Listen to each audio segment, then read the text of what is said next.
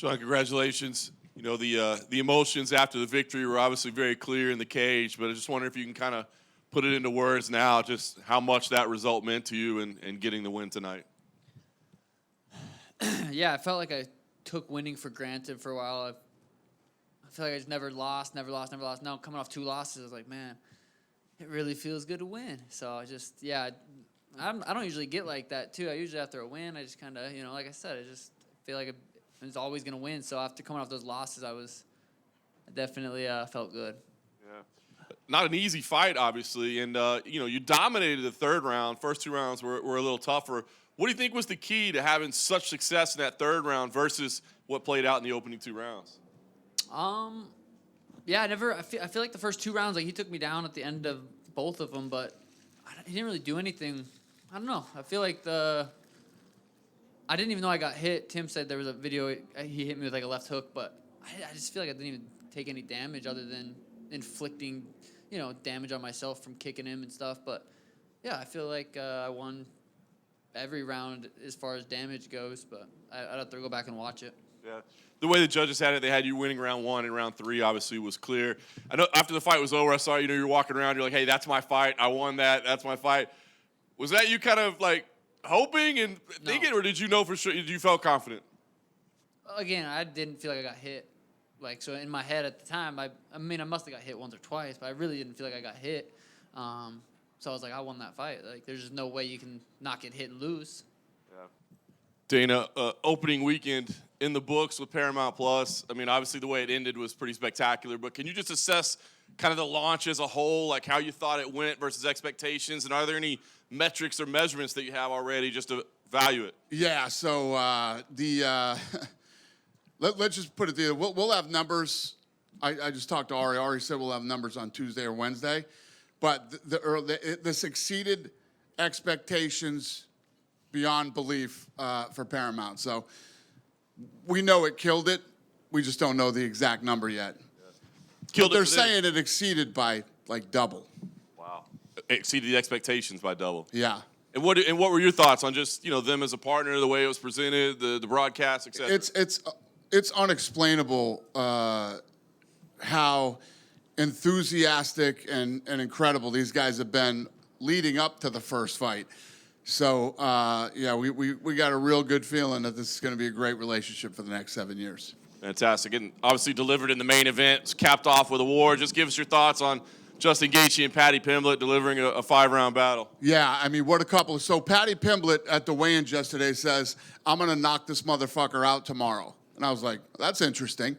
And he never abandoned that game plan. Even when, you know, he got dropped a couple times, I kept waiting for him. I'm like, he's eventually going to have to shoot and try to submit him. Now, you know, I didn't know Paddy Pimblett had a chin like that till tonight. And, yeah, absolute dogfight and a war, and much respect to both guys.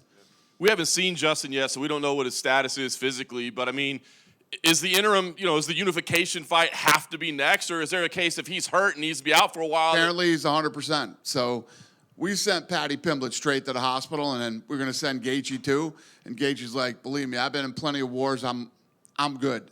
So as far as we know right now, he's healthy. I love it. You talked about the bonuses. You mentioned that you were going to increase the amounts. They were but the finish bonuses that were implemented tonight, that's something that's been kind of talked about for years as maybe a possibility. What got you to the finish line to say, yeah, let's give bonuses for every finish? So what has been happening forever in this company since you know, we started this company is every night I would tell you guys, oh, these guys won these bonuses, but everybody on the card would get a check for different dollar amounts depending on how they fought, ranging anywhere from $5,000 to $25,000 every event. So those are going away, and now, you know, finishes will get a $25,000 bonus. Them. You got him on his back in the opening round, and you decided to let him back to his feet, which would seem to be like the worst decision ever against Derek Lewis. Why did you decide to let him get back up in round 1? Y ahora que lo tumbaste ahí al final del primer asalto, lo dejaste levantar de nuevo, lo que parece, una primera mirada, una decisión horrible contra un tipo como Derek Lewis, pero ¿Qué te hizo decir, bueno, no, levántate que vamos más? Sí, en los primeros 2 minutos ya sabía que lo que traía. No quería llevar la que viene siendo la pelea al suelo porque no quería hacer una pelea aburrida. Ya de lo que estaba pasando, que te entiendo mucho lo que viene siendo en el intercambio y no quería llevar la pelea al suelo. Quería llevarla para arriba y que sea más emocionante. Within a couple of minutes, I knew what he was all about, what he was bringing to the table, and I just didn't listen. I didn't want to take this fight to the ground. I didn't want to be a boring fight. And also, I saw from the strikes, I knew that I was connecting, and he was feeling it. Might as well just stand up and give him an exciting fight. The leg kicks that you had, it looked like a couple times his legs buckled or he took a back. Did you pick up on that? And do you think that the damage from the legs kicks is ultimately why he fell to the ground? Y las patadas también se veía que a veces como que la rodilla se le paraba, le trababa un poco la pierna. O sea, ¿crees que eso causó un efecto y tal vez efecto más importante al final de la pelea que como que las piernas también le dieron un poco de problema? Sí, eso fue el plan que llevamos a cabo. Tenemos como 3 planes ya con Derek Lewis. Ese era mi segundo plan, que llevaba a cabo terminar en las piernas para así que no pudiera tener su poder en la mano derecha y así poder asimilar y visualizar mejor su golpe. Yeah, that was the plan. I actually had like 3 plans, and actually this was the second. Just basically kind of wear down the legs and just chop down for him to. That takes away, a powerful strike from the right. So at that point, there's like you could see that you could weaken his strike by actually chopping at the legs. Were you surprised how little resistance he offered when you went to go finish the fight, or did you kind of know at that point like he's done? ¿Y te quedaste sorprendido con el poco de resistencia que dio simplemente cuando se tumbó el piso ahí y se terminó la pelea o era algo que esperaba, bueno, ahora se fue y ya está? Muchos vieron en el golpe que le pegué al último. No se ve en la cámara como que fue fuerte, pero sí se conectó bueno. Cuando yo lo miré ya que cayó al suelo, yo miré como que los ojos ya no estaban como centralizados y de ellos aquí es y salió. The strike was powerful. I think I knew it was strong enough. You might have not seen it on TV, but it really got him. And actually, when he got down, I saw the eyes, and the eyes kind of rolled up, and he wasn't focused anymore. And by that time, I was like, oh, that's it. Handling me well. Listen, all leading up to this, you never downplayed how tough you thought Patty would be, right? But surely you never thought it was going to be like that. I mean, did you envision a scenario where he goes toe-to-toe and has a Justin Gaethje fight with Justin Gaethje? Yeah, I did. I mean, that was his only choice. And I knew he wasn't going to quit. He's not a quitter. I've never seen him quit, never seen him give up. And luckily, I found some success early. Like I said, I was going to have to steal some momentum, and he was very confident, and I had to take that early. And, the moment I stepped in there, he didn't take his eyes off me. That was me not too long ago. And I guess that was Eddie Alvarez here to teach him a lesson. Yeah. Same thing he did to me.